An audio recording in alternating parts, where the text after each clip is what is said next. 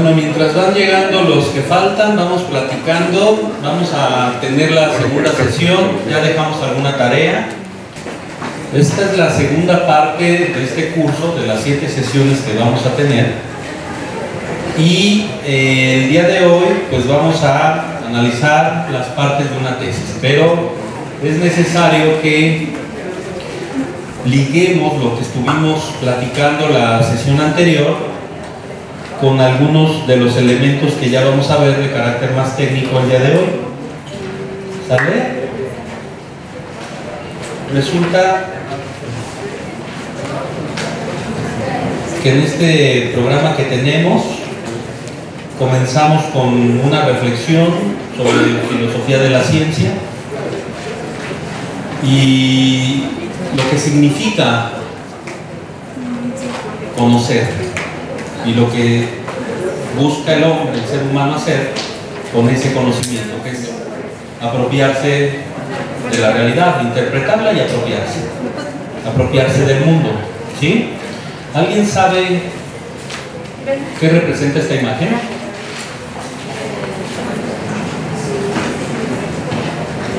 ¿Cómo está su cultura general? Por lo menos leyeron el Código Da Vinci, Dan Brown. ¿Por lo menos vieron la película? Sí. ¿Por lo menos conocen a Bob Ross cuando pintaba? Sí. A ver, entonces díganme qué es. Sí lo han visto, ¿verdad? Sí. ¿Les parece familiar? ¿Perdón? No, no es Pocoyo. ¿Quién más? ¿Es el hombre muy No. Es el hombre de Vitruvio. Lo vieron en su celular, pero no va. ¿Y qué significa el hombre de Vitruvio?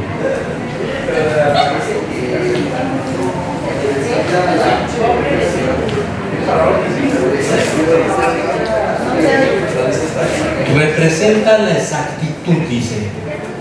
En realidad esta figura, este dibujo de Leonardo da Vinci representa más que una figura geométrica, más que un artefacto artístico, porque es de Leonardo da Vinci, representa una ética y una estética de una era, que es nuestra era, la era moderna.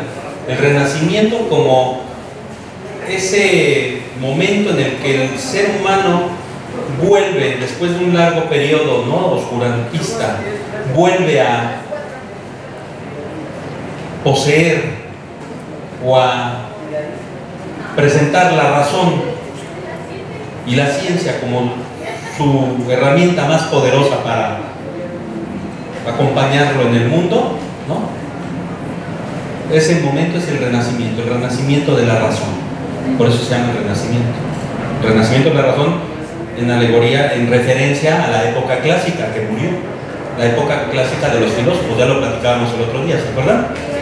Y entonces el hombre de Vitruvio, que en realidad representa algunas de las mediciones que hizo un arquitecto apellidado Vitruvio, pues muestra esta connotación. ¿Ustedes lo sabían? Vamos a ver un videito, ¿va? Como una muestra, insisto, de lo que es este formato de apropiación del mundo a través de la ciencia y la tecnología. ¿Se oye?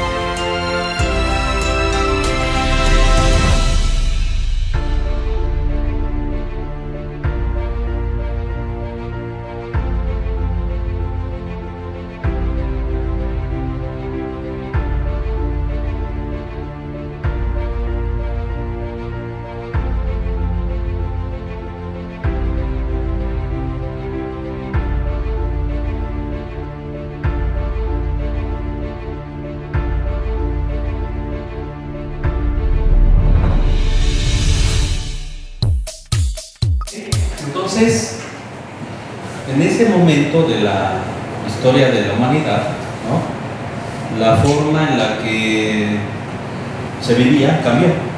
¿Están de acuerdo? ¿Se acuerdan de la Edad Media? ¿Se acuerdan de lo que comentamos? De cómo se llegó a lo que en apariencia, o no en apariencia, sino lo que se ha referido históricamente como el fin de la Edad Media, ¿no?, a un momento de culminación de una época oscura. No solo por lo oscuro de las iglesias, dirían, sino por lo que representó para el ser humano: muerte. Si apagan sus celulares y los dejamos en modo avión, se los agradecería. Entonces, en ese momento, después de tanta muerte, después de tanta enfermedad y guerra, renace con una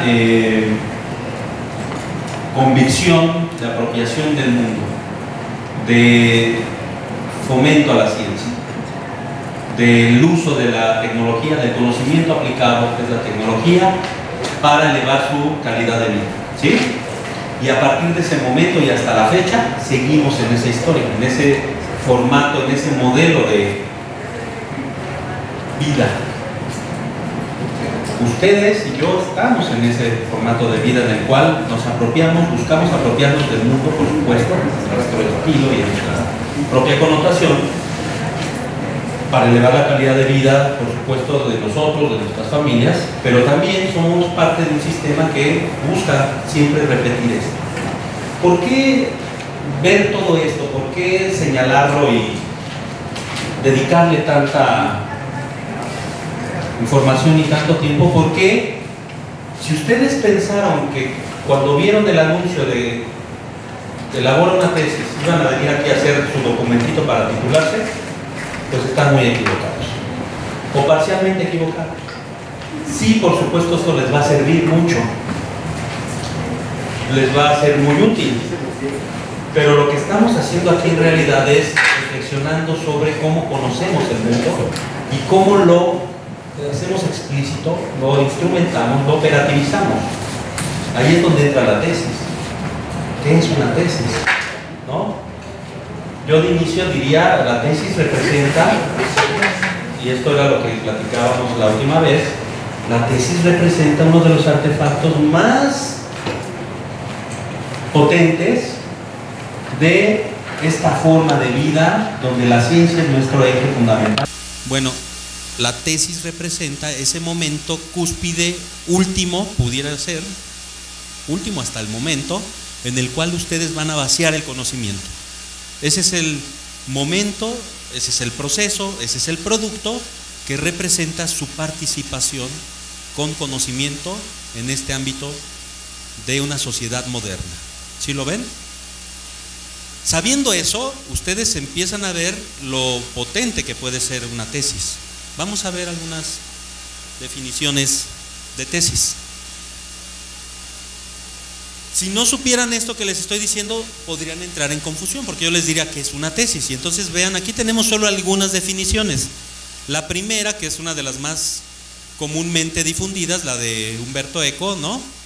Pues es un enunciado bastante sencillo, ¿no? No nos dice mucho, o nos dice todo. De una serie de actividades que permiten dar sentido y contenido a la investigación en la que se sustenta la tesis.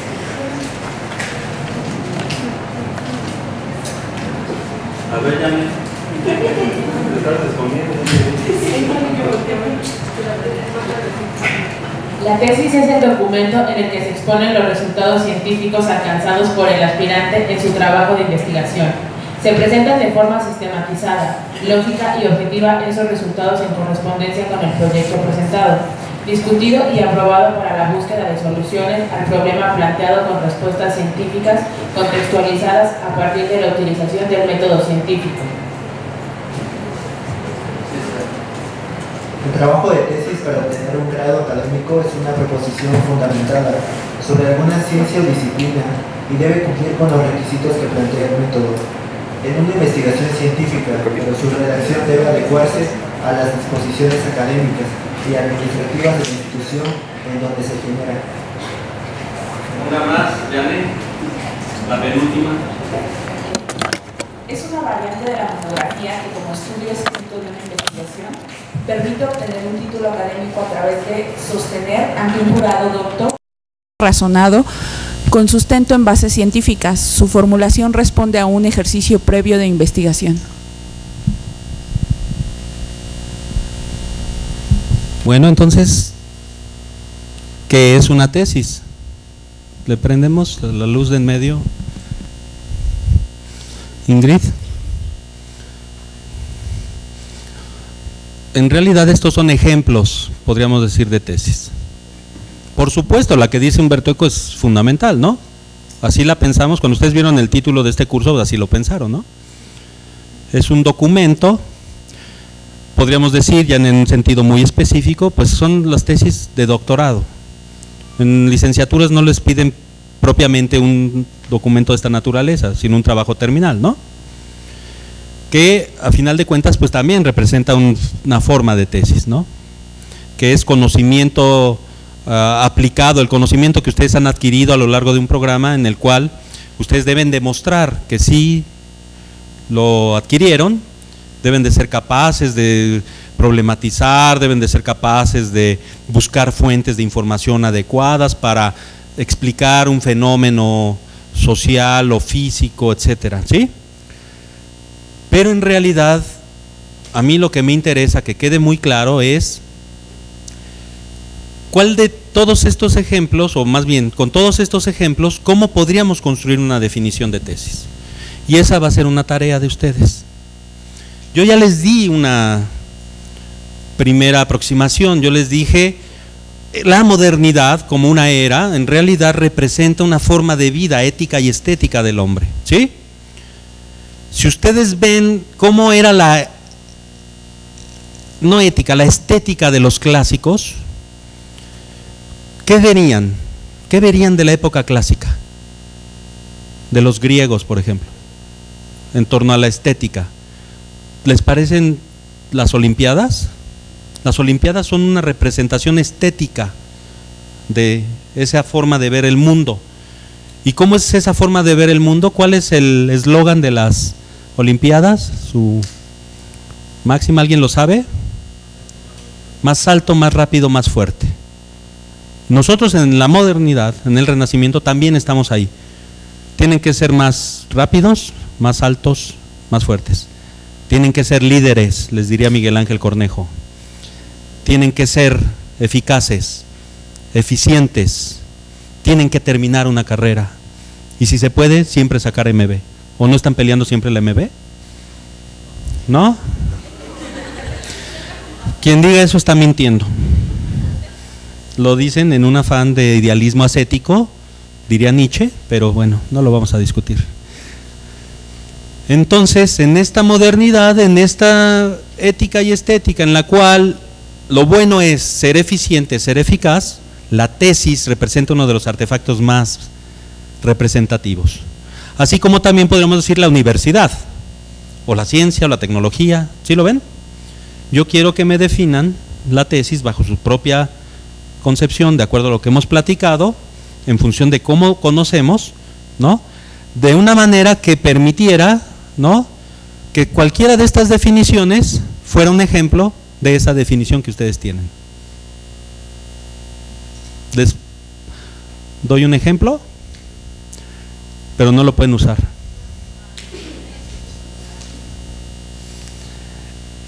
Es la máxima representación escrita masificada del conocimiento en cualquier sociedad. Y entonces ya van a ver, cualquiera de estos ejemplos le entraría a ese concepto, ¿o no?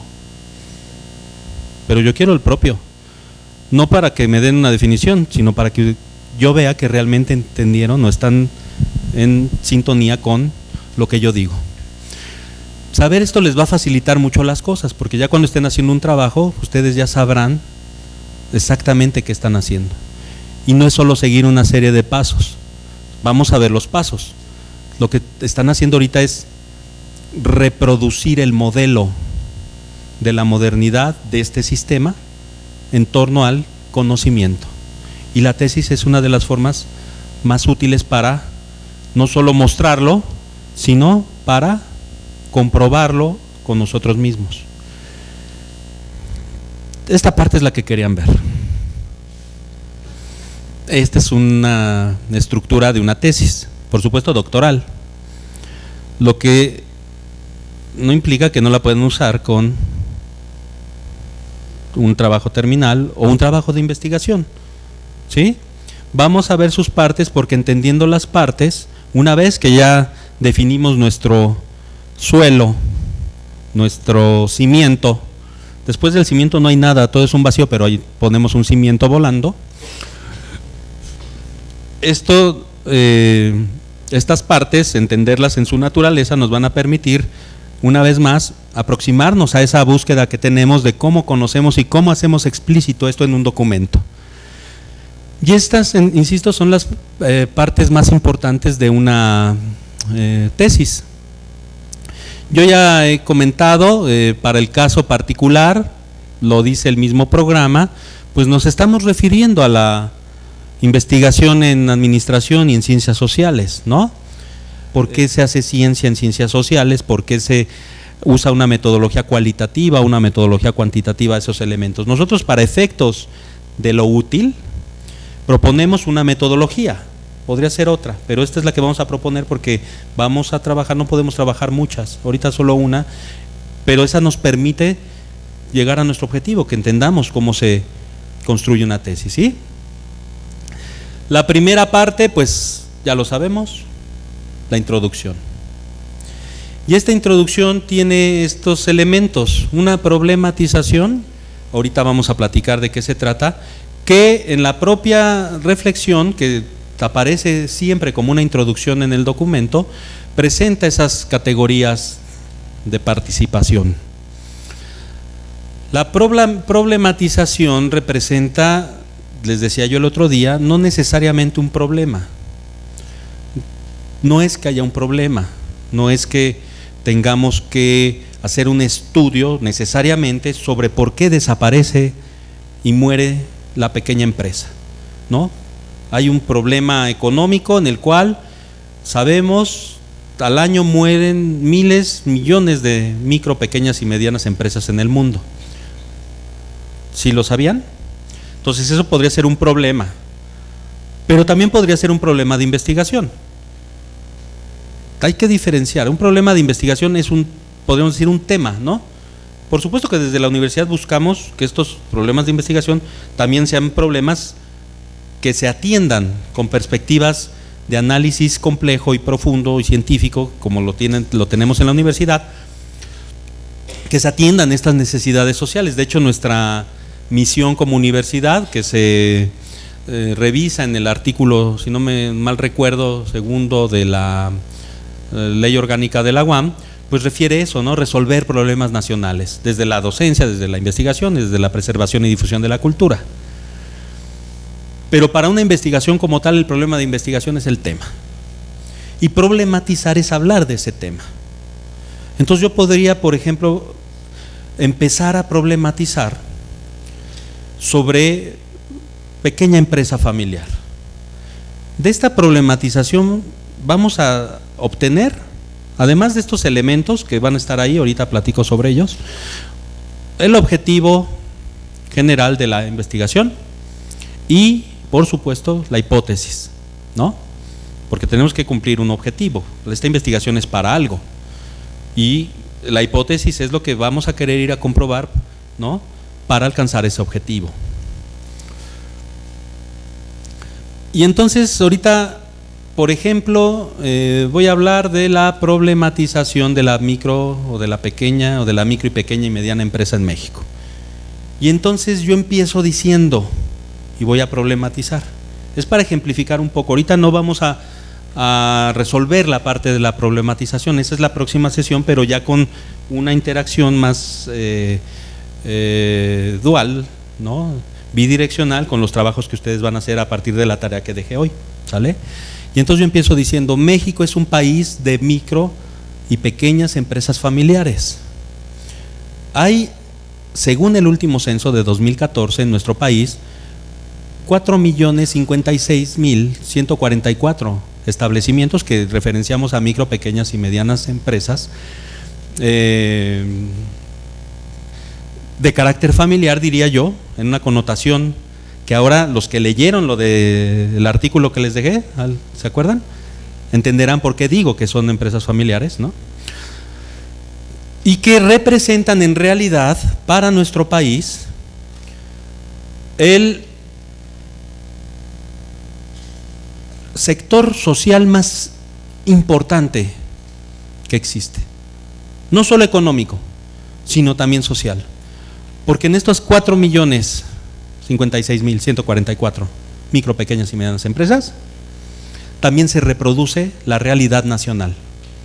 Es ahí donde nosotros, nuestros hijos, nuestros parientes conviven y adquieren conocimientos. Por supuesto que la referencia económica en este caso pues es fundamental, son empresas, reproducen un modelo de economía y tenemos también cifras. En ese sentido, este sector genera el 72% del empleo en México. ¿Se dan ustedes cuenta de eso?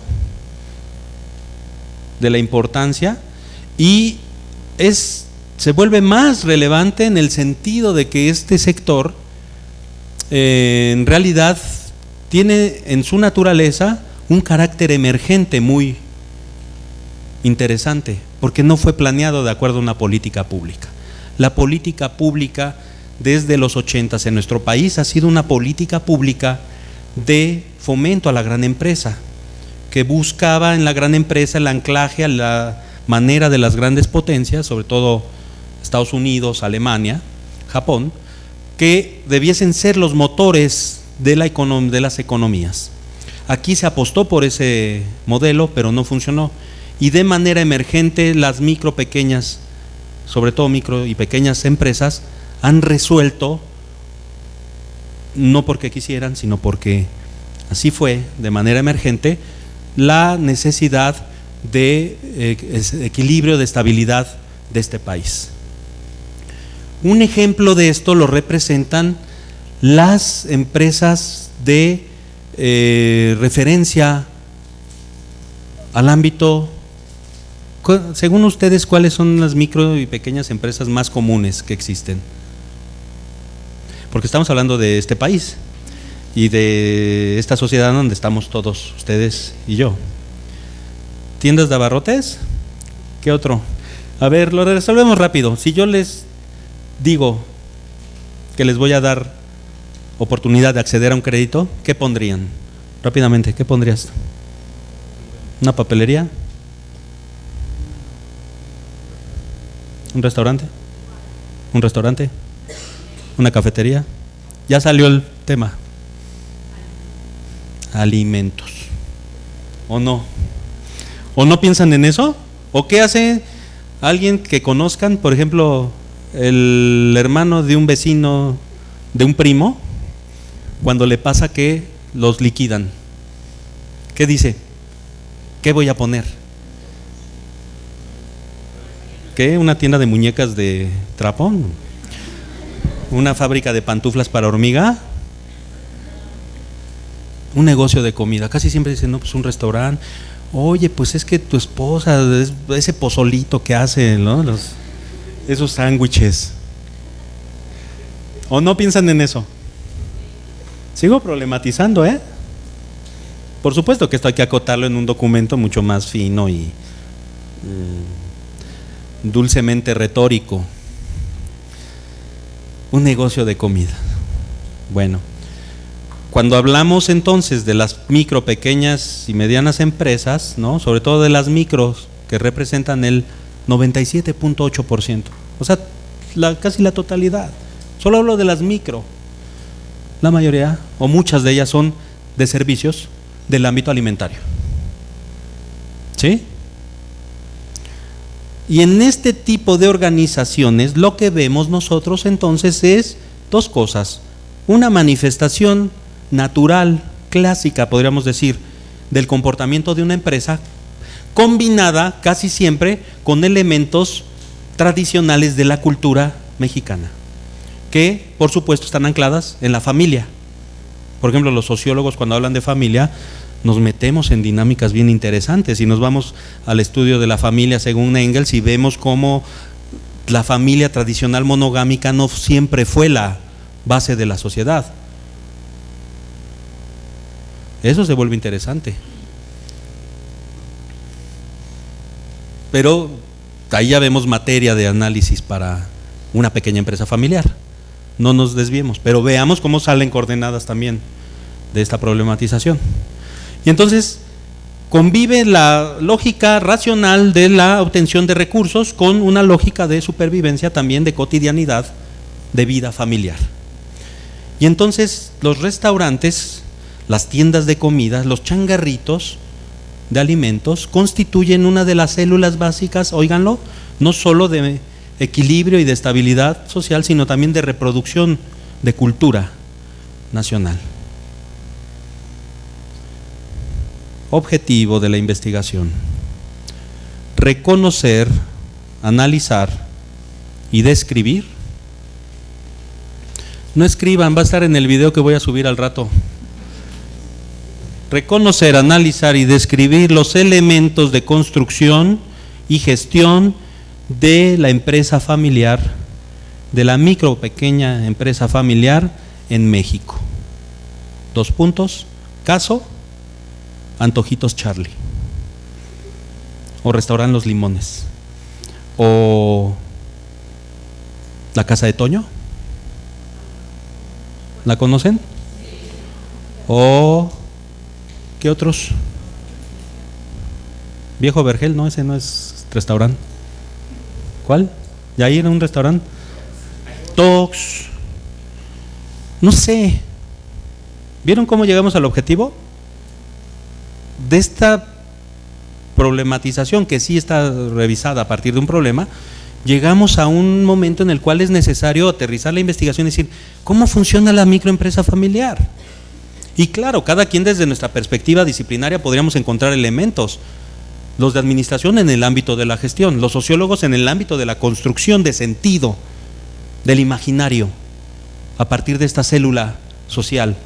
Los abogados, cómo es todo el proceso normativo de seguimiento de reglas y de procesos de, por ejemplo, de isomorfismo normativo desde el nuevo institucionalismo político. En finanzas, pues podríamos encontrar también elementos, ¿no? Desde la perspectiva, por ejemplo, de la falta de profesionalización en el ámbito financiero de la microempresa. Y construimos un acercamiento a la realidad para entenderla y cómo queremos con este tipo de artefactos en su momento quizá transformarla. ¿Sí lo vieron? Bueno, ahí está esa problematización que nos emerge con naturalidad y naturaleza particular del ámbito en el que estamos, de estudio, y necesariamente aparecieron, además del objetivo, pues estas variables. ¿Qué es la pertinencia, la relevancia, la implicación y la factibilidad? ¿Sí? Bueno, empiezo con la pertinencia. ¿Qué es la pertinencia? Pues que si estoy en administración, tengo que estudiar un tema de administración, ¿o no?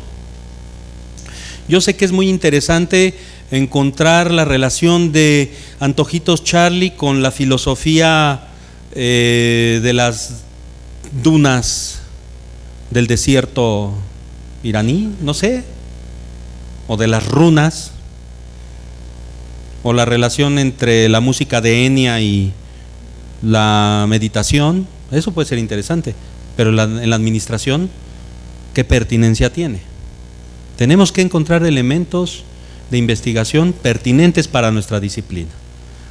Eso es lo útil, eso es lo racional en este mundo de racionalidad moderna en el que estamos, ¿o no? Y entonces metemos en el ámbito de nuestra competencia la investigación y la hacemos pertinente, pero también tiene que ser relevante, porque ¿qué caso tiene, por ejemplo, que un economista venga a mostrarnos una investigación del comportamiento del dólar a lo largo de 10 años? Por supuesto que es relevante, pero eso ya se está haciendo. lo hace el Banco de México todos los días, lo hacen cualquier cantidad de organismos y organizaciones, es más, lo hace Google. Metan ahorita y digan, a ver, el dólar, en conversión del dólar al peso, o de peso a dólar, y van a ver, háganlo, les permito usar un poco su celular, y entonces les va a salir no solo en cuánto está el dólar el día de hoy, sino en cuánto estuvo ayer, en cuánto estuvo en el último mes, y te pide incluso si quieres que te lo dé por año. Hagan una conversión muy interesante del peso mexicano al peso argentino y vean cómo está ahorita Argentina. Van a ver la caída que hubo en el último semestre. Los que han seguido las noticias saben a qué me estoy refiriendo. Pero, ¿qué tan relevante es en el ámbito de una tesis o trabajo terminal? Yo viniendo de una disciplina, por ejemplo, como la economía o la administración, si eso está en cualquier lugar. Quizás sería interesante, por ejemplo, hacer un estudio desde la perspectiva administrativa del impacto del salario o de la devaluación en el ingreso de los dueños de las pequeñas empresas en el ámbito o en el sector de la carne de puerco, ¿no? A partir de que la industria empezó a permitir la entrada de carne china. Ahí haya relevancia. ¿Sí la ven? O sea, tiene que ser de importancia tal que se convierta en algo relevante. Ya es pertinente y ya es relevante. También en este momento aparece una implicación cuando nosotros problematizamos. ¿Qué es la implicación? ¿Alguien tiene alguna sospecha? ¿Qué es? ¿Qué tan adrenalina? ¿Por qué quieren estudiar eso? Entonces, ¿tú tienes tema? ¿Cuál es tu tema? Blockchain. ¿Por qué quieres estudiar eso? No me digas, tú tienes una implicación particular. ¿A ti te interesa ese tema? ¿Por qué? Pues esa es la implicación. ¿Por qué me interesa ese tema? Puedes decir, no, pues es que yo iba pasando y lo vi y me interesó, como pudo haber sido otro. Bueno, esa es tu implicación. Pero habrá quien quiera estudiar, por ejemplo, la organización social de los sismos, en función de que estuvo en un proceso complicado después de los sismos. Es parte de una comunidad, de una unidad habitacional que se dañó con los sismos, ¿sí? Siempre hay una implicación. O quiero estudiar una vez más el mercado de la carne de puerco en México porque mi familia pues estuvo en esa área, pero ya fue desplazada por la apertura de los mercados a la carne china de cerdo. Entonces esa implicación siempre aparece, aunque no la noten, aparece. ¿Por qué escogen ese tema? Finalmente, la factibilidad. ¿Qué es la factibilidad? Que sea factible estudiarlo. Si alguien de ustedes forma parte de una familia con una cercanía importante al ámbito militar, sabrá que aunque quieran ir a investigar cómo es, por ejemplo, la equidad de género en el ámbito militar, no los van a dejar. Bueno, pueden que los dejen, pero si no se dan cuenta, ¿va? Pero cuando saquen su investigación, algo va a pasar. Van a ir a preguntarles, a ver, sobre todo si es alguien, o obtuvieron la información a partir de alguien que está dentro de ese rubro. No es factible. No quiero decir que eso esté padre, solo estoy diciendo qué es o qué no es factible. Y eso lo tienen que tener presente, ¿o no? Yo quiero estudiar el comportamiento social de Carlos Slim en el desayuno. ¿Y cómo le hago para llegar a eso? No, pues le voy a mandar un mail. ¿Es factible? ¿Sí lo ven? Todo esto forma parte de una investigación. Pero recuerden, siempre hay algo ahí detrás que aunque no aparezca explícitamente, está presente. Por eso aquí ustedes ven el tapete ontológico y epistemológico, ¿sí? Y me refiero a él nuevamente porque es necesario que todo este curso lo estemos circunscribiendo a esta idea ética y estética de la búsqueda de una utilidad. Porque entonces sí, cuando nosotros emitimos la hipótesis en la introducción, y con eso terminaríamos esa parte, vamos a movilizar esta participación que no es visible de nuestro perfil y nuestra referencia ontológica y epistemológica. ¿Qué significa esto?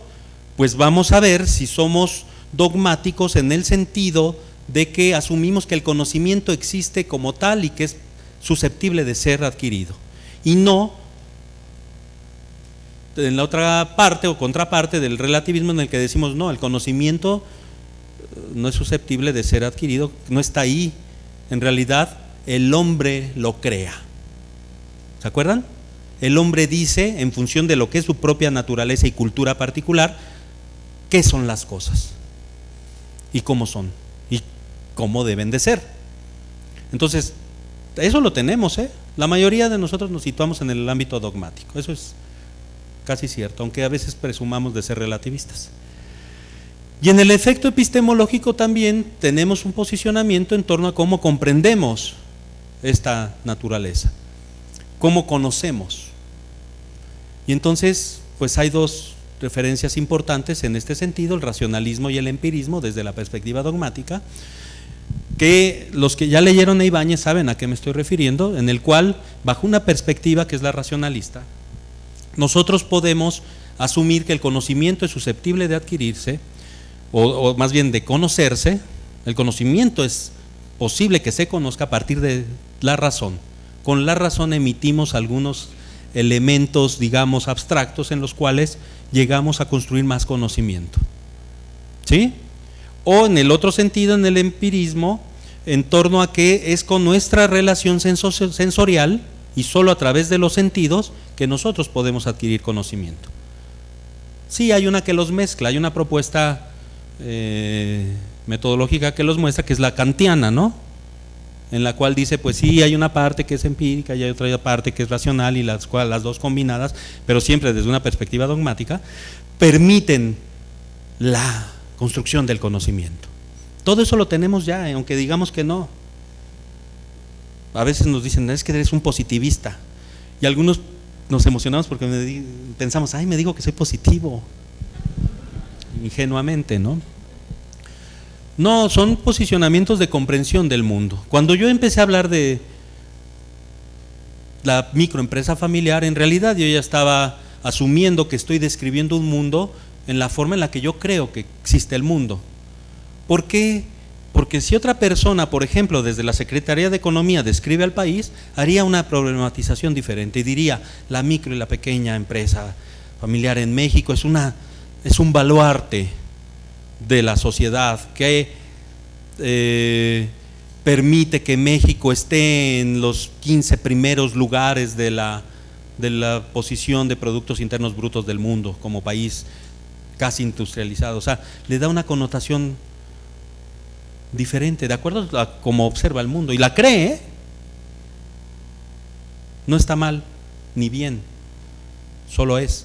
En esta lógica yo asumo que es así la realidad, yo la construyo de esa manera, por decirlo de alguna manera, si estoy desde la perspectiva relativista, emito mi objetivo y mi hipótesis. Y entonces en esta hipótesis que yo genero a partir del objetivo, ya estoy terminando esta parte, ¿no? Pero era necesario volver a reflexionar lo otro.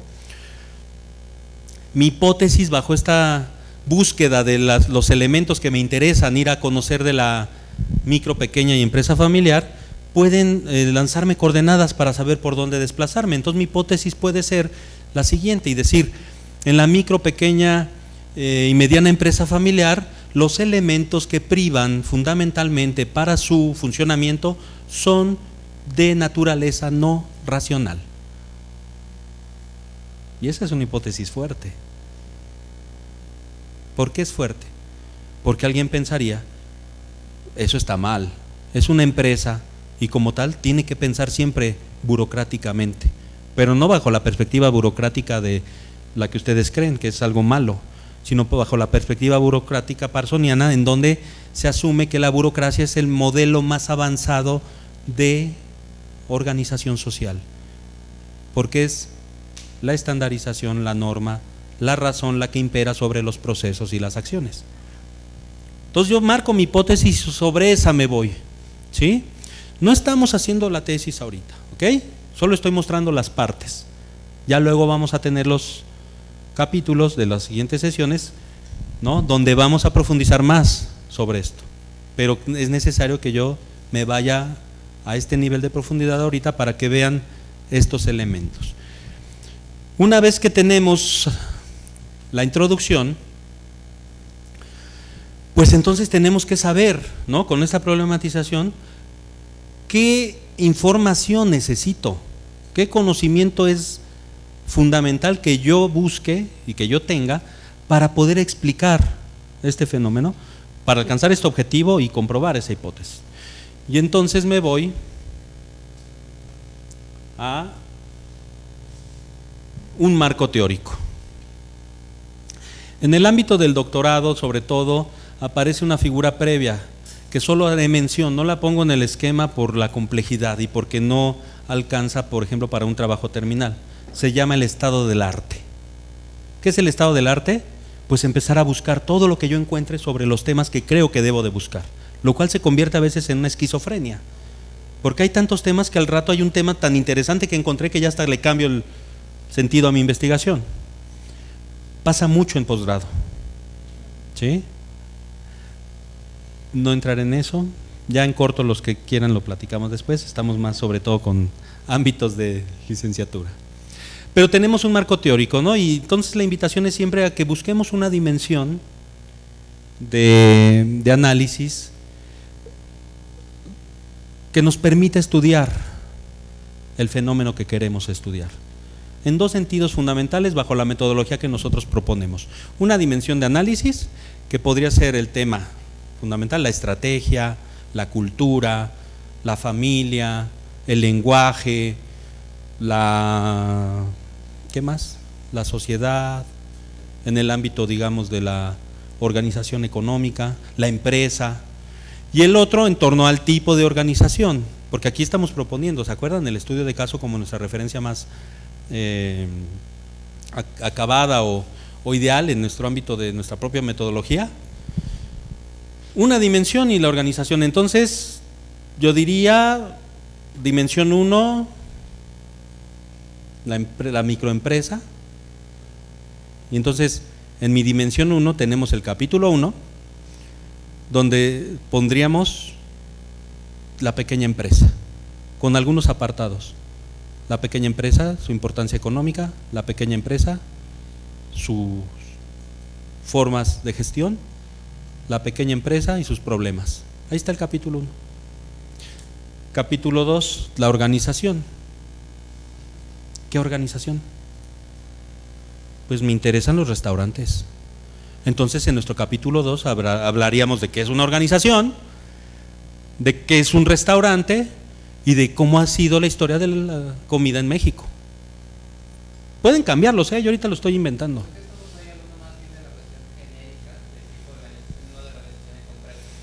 Así es, aquí tenemos referentes de información. La cuestión específica la vamos a ver en el caso. Y entonces, para el caso en particular en el que yo me situé a hablar, pues yo hablé de un tipo de empresa, la familiar. Y entonces tendría que tener una segunda dimensión donde hable de la familia. ¿Qué es la familia? ¿Qué es la empresa familiar? Y algunas otras referencias que pudieran estar ahí, quizá con esas dos, que es la familia y que es la empresa familiar. ¿Lo ven? De manera general, es nuestro marco teórico, es allegarnos de la información. Es como cuando, digo, tal vez el ejemplo sea muy malo, pero es cuando ustedes empiezan a sentir una comezón en el ojo y entonces van a Google a buscar enfermedades de los ojos. ¿O no? Y ya después de las enfermedades de los ojos, pues buscan picazón, dolor, mala visión, ¿sí? Pero en realidad empiezan a generar un marco teórico para llegar a su punto fundamental de tratar de explicar qué les está pasando. ¿O no? No lo hacen, ¿verdad? Una vez que tenemos el marco teórico, ahorita lo voy a ejemplificar con un caso, pero una vez que tenemos el marco teórico, pues necesitamos saber cómo nos vamos a mover con esa información hacia dónde y de qué manera, los cómo. Esa es la metodología. ¿Qué hago con esta información? ¿Y cómo la voy a utilizar para alcanzar mi objetivo? ¿Sí? Ya dijimos, aquí vamos a usar una metodología cualitativa. Esa es la metodología que utilizamos mucho en las ciencias sociales. No quiere decir que la metodología cuantitativa sea mala, pero es otro tema. Ya cuando ustedes vayan con sus asesores, pues ya podrán también decir, yo también quiero hacer una metodología cuantitativa, o las dos, que es posible, ¿no? Al final hay quien dice, yo tuve maestros muy buenos y que son mi referente de lo que enseño, no con sus alcances y capacidades, pero que son muy buenos, y que el doctor Rogelio Mendoza, el doctor Arturo Pacheco, y alguno de ellos nos decía, bueno, al final la metodología cuantitativa incluso se vuelve cualitativa cuando uno la interpreta. Cuando uno interpreta el dato duro, ¿qué está haciendo? Pues hacer una descripción, análisis o construcción, ¿no?, cualitativa del dato. Y entonces tenemos la metodología cualitativa y algunas técnicas. ¿Cuáles son algunas de las técnicas? Pues ya lo vimos, el estudio de caso. Si leyeron a Olabuenaga pueden seguirme más adecuadamente. La etnografía, la historia de vida. ¿Cómo se diferencia una técnica de una herramienta? La técnica como tal no te ofrece la información. O sea, el estudio de caso no te ofrece, no te dice, esta es la información. No la empiezas a encontrar a partir de lo que es un estudio de caso. Lo haces con la herramienta. Yo elijo el estudio de caso y tengo herramientas para llegarme de información. ¿Cuáles son las herramientas? Una entrevista, mi observación, participante o indirecta, una encuesta, un análisis documental. Eso sí produce información. Son fuentes, ¿no? Y entonces las voy a usar para que en un caso yo pueda hacer un estudio de esto que estoy hablando, que es la microempresa familiar, en el ámbito de los restaurantes. Y entonces elijo esa ruta. Es muy importante que ustedes sepan que no es inamovible la elección. ¿A qué me refiero? Ustedes pueden hacer una primera propuesta, ustedes y su asesor, o ustedes, y luego moverla, porque eso pasa. Cuando uno va a la realidad, uno cambia, incluso a veces hasta el tema de la investigación suele suceder, encuentra cosas más interesantes, ¿no? Yo quiero estudiar cómo se organizan jurídicamente los conductores del ADO en la central de autobuses del norte, y me voy a estudiar eso. Y de repente llego y veo cómo es impresionante en un día de Semana Santa la forma en la que se organiza ese monstruo de movilidad, ¿no?, local y regional. Y digo, esto está más interesante. Me gustaría saber cuáles son los protocolos que se siguen, ¿no?, normativa y administrativamente, de la movilización turística, por ejemplo, del norte de la ciudad o del norte del país. Eso pasa. Insisto, uno puede modificar todo, tal, para el efecto de que nos estamos titulando, pues sí les recomiendo que no lo muevan, pero lo podríamos hacer. A eso me refiero. Y es dinámico, uno va viendo, por ejemplo, uno elige la metodología cualitativa con el estudio de caso, y que sea la entrevista por la información que se genera, la fuente en la que yo me base, la herramienta para obtener la información más importante. Pero yo veo que con la entrevista no es suficiente, porque cuando uno habla, uno no necesariamente dice lo que quiere decir, aunque quiera decirlo. Puede ser que les oculten información, o puede ser que no les quieran ocultar información, pero no sepan decir lo que quieren decir. Entonces, ¿qué hace uno? Pues lo complementa con observación directa. A veces la observación participante es mucho más importante. ¿En qué sentido? En estar ahí en la organización, tratar de volverse nativo para no influir en el comportamiento. Esto es complicado, pero si uno lo logra, empieza a ver cosas que luego contrasta con la propia información que obtiene, por ejemplo, de una entrevista, ¿sí?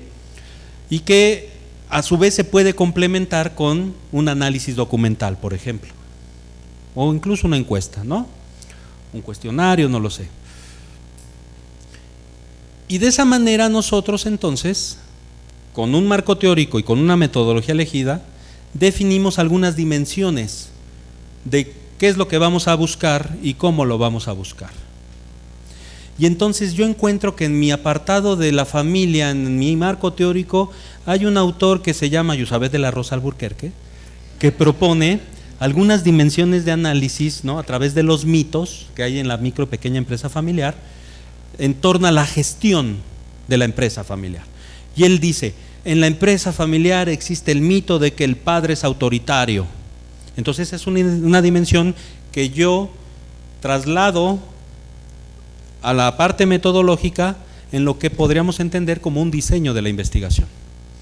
Entonces voy a ir a buscar esta y otras categorías, por supuesto, a mi organización. A ver, esta categoría de análisis, que yo ya comprendí muy bien cómo la explican los expertos, que se llama el autoritarismo o la falta de profesionalización de la empresa familiar, ¿no? O sea, tengo categorías, aparecerán en mi diseño de investigación como algunos de los elementos que yo voy a ir a cotejar, a revisar, a analizar en mi caso. ¿Sí? ¿Cuál es mi caso? Pues cuál es el caso que quieren. Entonces, si alguien quiere elegir la casa de Toño o las pizzas, ¿cómo se llaman estas? ¿El perro negro? Son empresas familiares. Eligen el caso, eligen su diseño y entonces van al caso. Y me voy a, con mis herramientas metodológicas, a buscar la información. ¿Sí? ¿Queda claro? ¿Me van siguiendo? Bueno, insisto, no estamos ahorita haciendo la investigación. Pongo estos ejemplos un poco más acabados para que quede lo más claro posible la parte de las partes de la tesis, en este caso de este curso.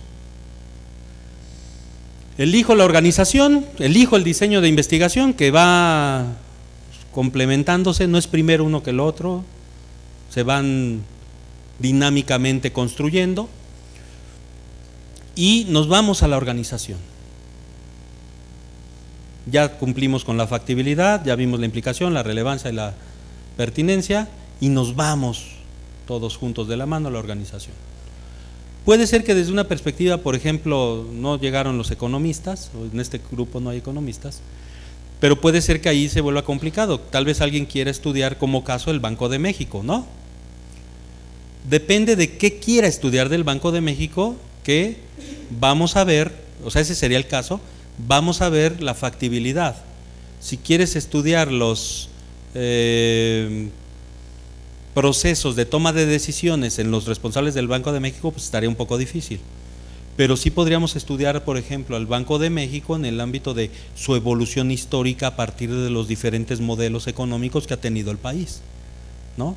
O el Banco de México a partir de la referencia de los tipos de presidente o de los presidentes que ha habido. Pero ahí está el caso, ¿sí? Tenemos el caso, tenemos el diseño de la investigación y con una combinación, como ya dije, de los indicadores que generamos a partir del marco teórico, ¿no?, vamos y vemos qué encontramos. Y entonces resulta que para el caso particular, aquí ya giraré de diapositiva, pero básicamente les vengo presentando la misma.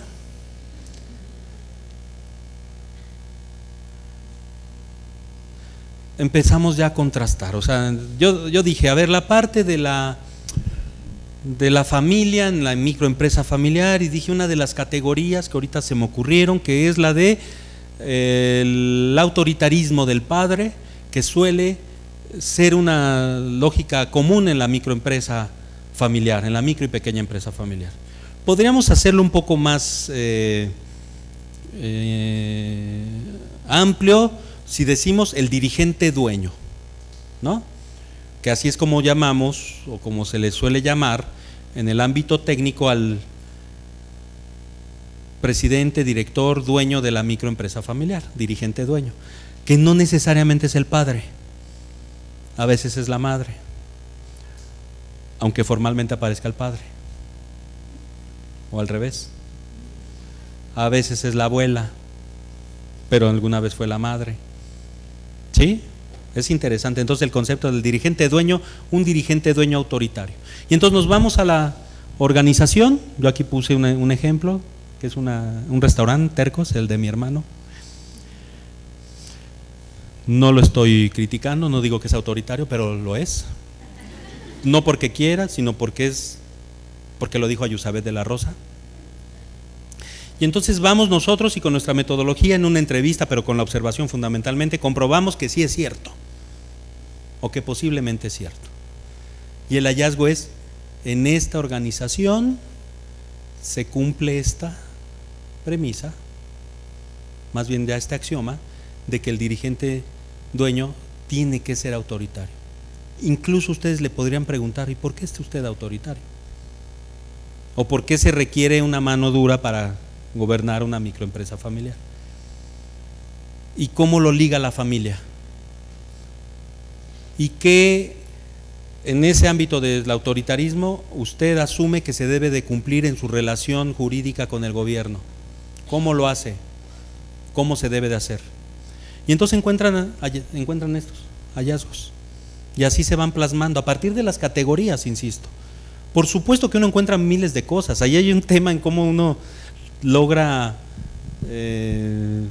pues escoger la información más relevante para nuestra investigación, ¿no? A veces es muy difícil, para eso el asesor nos ayuda. Mira, aquí ya tienes, diría Pacheco, un chipote epistemológico.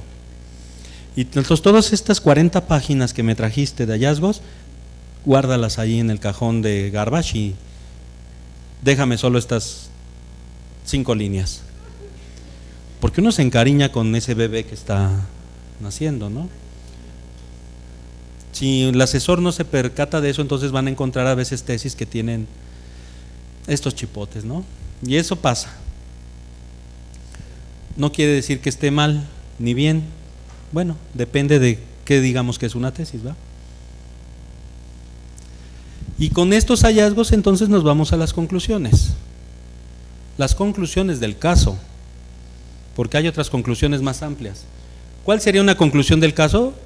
Pues en esta organización llamada la Casa de Toño, el dirigente dueño efectivamente ejerce un control jerárquico vertical, no cumple normas jurídicas, evade, digamos, a la manera de lo mexicano, algunas de las normas jurídicas, o si las cumple y es en este sentido. Estos son los contratos que realiza, son formales, son informales, pero lo que muestran es una lógica jerárquica vertical autoritaria. ¿Sí? Ahí está una conclusión de este caso. No pierdan de vista, estamos viendo las partes de una tesis, no el caso, no la investigación de Tercos. Y en la conclusión general viene lo interesante. Una conclusión general no habla solo del caso, emite en nuestra lógica moderna de eficiencia coordenadas paradigmáticas de hacia dónde debe ir la sociedad. Así es, para eso son las tesis. Multipliquen las tesis por los miles o millones de gentes que hacen tesis y vean cómo se construye la ciencia. ¿Sí lo ven? Díganme una conclusión general. A ver, una amiga socióloga. ¿Dónde está el micrófono? Ya te lo estabas llevando, Vi. A ver, ahí atrás hay alguien de sociología.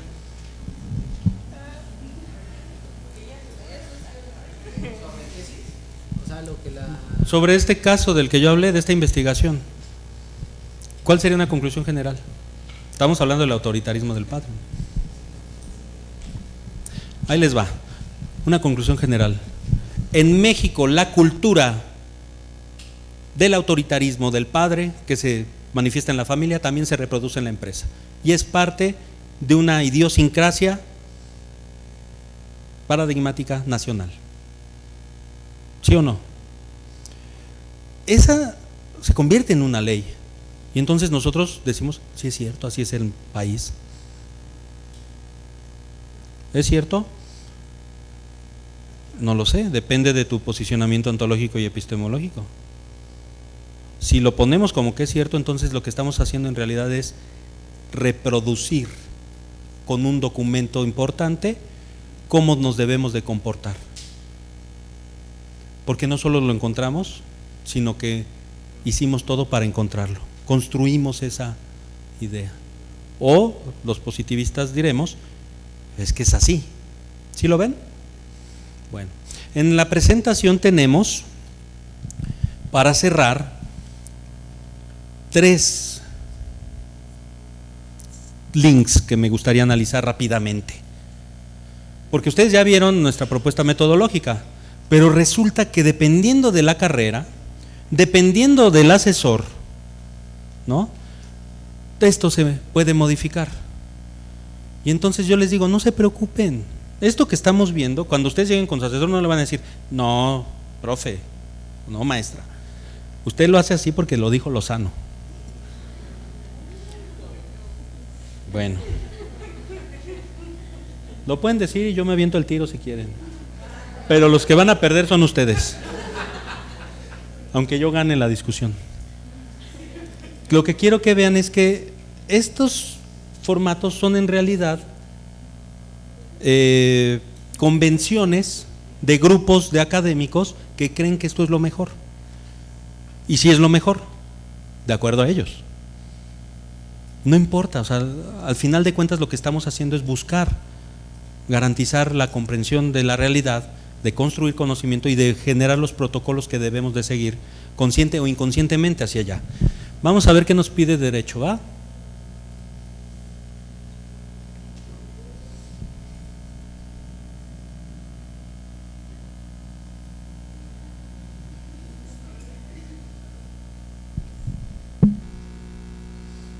A ver, ahí está. Pasos para llevar a cabo tu proyecto terminal. Podrá abordar temas ya tratados en otros trabajos terminales cuando los objetivos y metodología permitan presumir un estudio diferente y con cierto grado de originalidad. Ahí está la relevancia y la pertinencia. Tendrán que acudir a la coordinación del departamento, presentar un anteproyecto, hacer el registro de su trabajo, etcétera, y debe de cumplir con estas características. Definición del problema, ¿no? ¿Por qué? Pues ya lo dijimos, cuando uno define el problema en realidad muestra si tiene una capacidad adecuada para explicar la realidad. No es que quieran que definan el problema como tal y que encuentren un problema, es tienes que demostrar que todo esto que tú viste a lo largo de 12 trimestres, 56 UEAs, te permite hacer un procesamiento de esa realidad y explicarlo en una forma clara, no para ti, no para mí, sino para la sociedad, ¿no? En una introducción, en un problema de investigación. Tiene que tener un objetivo, el capitulado, en realidad el capitulado, ¿qué es? Pues el marco teórico. Cuando uno ve el capitulado, lo que está viendo es ese marco teórico en el cual nosotros nos vamos a basar. Es como una radiografía muy general de nuestra investigación. Yo puedo, con un marco teórico puedo ver varias cosas. Primero, su posicionamiento ontológico, después el epistemológico, obviamente el metodológico y por supuesto su búsqueda de acercamiento a la realidad a partir de las teorías que les interesan. Veo a través de una bola de cristal quiénes son. Bueno, en el caso de sociología también existen algunos elementos interesantes, ¿no? Y en sociología tenemos una ¿cómo llamarlo? Hay mucho más rigor en el ámbito de la forma en la que nos acercamos o aproximamos a la realidad. La metodología cualitativa en la sociología es fundamental. En el ámbito de la licenciatura en particular piden en el 9º trimestre, si no mal recuerdo, ¿no?, un documento para un trabajo terminal para la titulación. El requisito de trabajo terminal se eliminó para la titulación. Esto no quiere decir que se haya eliminado como una búsqueda, como una fórmula para que los que estudian administración puedan generar conocimiento en torno a cómo se investiga, ¿no? Sí, por supuesto que su naturaleza epistemológica de la disciplina está más anclada en lo práctico, eso es evidente, pero sí hay una parte de la gente que estudia administración, a diferencia de derecho, economía y sociología, que sí tienen una parte un poco más cercana a la búsqueda de conocimiento como un fin, ¿no? Existe en administración y es la gente, son ustedes que están queriendo hacer un posgrado o por curiosidad intelectual nada más. Esto de hacer una investigación, por supuesto que les es útil a aquellos que quieren ir de una licenciatura a una maestría. ¿Sí? Pero al final de cuentas, cada uno de los programas tendrá una propuesta diferente para la investigación. Tarea 1, la voy a subir al rato de todos modos, explícitamente. ¿Qué es una tesis? Si alguien pone algo igual a lo que vienen en las definiciones, lo repruebo. Pero dirán, pero no me puede reprobar. No, sí lo voy a reprobar, para que sienta la esencia de la eficiencia. Y que vean que todo está acá. Tarea 2, su problema de investigación. Tienen que traerlo para la próxima sesión. Los que no han escogido van a escoger la estrategia. Entonces busquen un tema que les interese, por supuesto en su ámbito. Entonces quizá los abogados dirán la reforma laboral, ¿no? El impacto de la reforma laboral. Cuando yo hablo de la estrategia como esa dimensión teórica que voy a utilizar, la presento de esta manera. La reforma laboral fue una estrategia de un gobierno que en realidad es un modelo económico político para conseguir algo. Entonces, tienen que saber qué significa estrategia, cuáles son sus definiciones, su evolución y demás, y tienen que conocer de la particular acción estratégica que les interesa, en este caso la reforma laboral. Ahí tienen dos temas, con esos dos temas problematicen, y entonces dirán, hágame una problematización sobre el impacto de la nueva reforma laboral en el ámbito de lo público, a partir de la Secretaría del Trabajo, o a partir de lo que pasó en Pemex, ¿no? En función de que fue una estrategia para algo. ¿Sí me explicó? Por supuesto que no les va a salir bien, ¿eh? O tal vez sí, no importa. El siguiente tema es problema de investigación. Con lo que hagan nosotros vamos a ejemplificar para que lo mejoremos. Y ya cada uno de ustedes va a tener una retroalimentación en su propio caso en el classroom. ¿Sí? Yo termino con esto. Lo más probable es que la investigación que ustedes realicen no sea perfecta. Yo sé que son muy buenos, somos muy buenos, pero es su primera investigación. ¿Cómo creen que va a salir? ¿Cómo le salió la primera tortilla de masa que hicieron con su abuelita? ¿Bien chida? Yo creo que todavía a veces ni nos sale. O los hot cakes. A mí me salieron los hot cakes hasta la... No, huevo revuelto tampoco. Maruchan tampoco.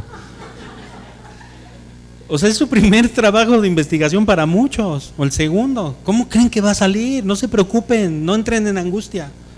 Vean de qué se trata esto de hacer una tesis. ¿Ya vieron? Acuérdense de Da Vinci. Les va a bajar la tensión de verdad. O tal vez no se les baje, pero ya van a saber por qué están tensos. Igual que si no parte el micro. Igual que ahorita que ya son las 4 y que ya tiene que acabar. Pues no, nos vamos a quedar hasta las 5. Bueno, no nos vamos a quedar hasta las 5. Tercera tarea. Tienen que ver el capítulo de Black Mirror, primer capítulo, 4ª temporada de Black Mirror. Se llama U.S. Callister. ¿Alguien ya lo vio? ¿Sí? Pues lo vuelven a ver. Porque la tarea es verla. Ojo, ya los que no hagan esta tarea, próximo Próxima sesión ya no vengan. No se preocupen, pueden seguirnos en línea, pero ya no los quiero aquí. ¿Sale? Capítulo de Black Mirror, el de Callister, primer capítulo, 4ª temporada. Lo voy a subir y voy a subir la liga para que lo vean en internet. Y la pregunta es: ¿qué harían ustedes si fueran tripulantes de esa nave? Al final del capítulo, o sea, de cómo está la nave al final de ese capítulo. ¿Qué harían ustedes si fueran tripulantes de esa nave? Como estrategia de vida. Si ya tuvieran que vivir así para siempre, ¿qué harían? ¿Sí? ¿Queda claro? Cámara. Adiós.